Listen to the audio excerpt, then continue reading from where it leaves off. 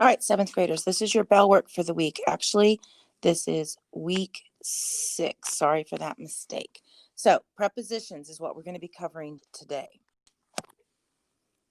All right, with this week, we are going to be discussing prepositional phrases.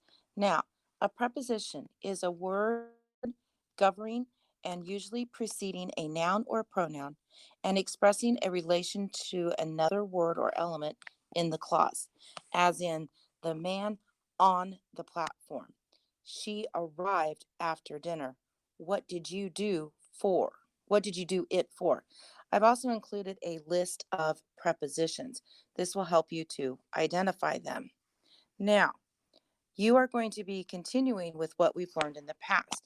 We're going to go through and decide if it has a capital letter at the beginning of the sentence, in punctuation, does it make sense, identifying the subject and the verb. Now we're going to be crossing out and labeling prepositions.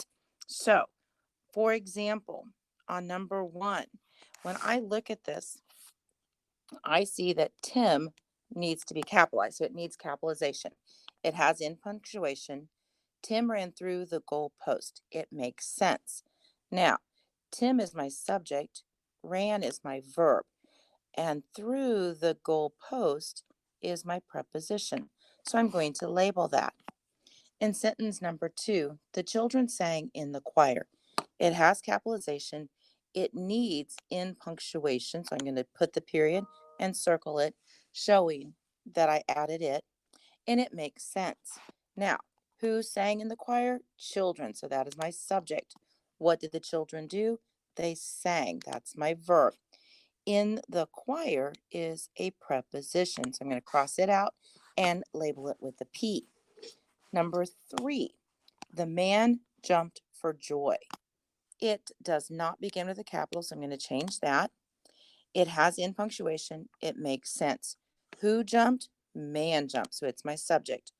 Jumped is my verb, and then for joy is my preposition. You are going to go through and do number 4 and 5, and then continue on for the week. Remember, you need to submit this to me through Canvas when done. Good luck and have fun.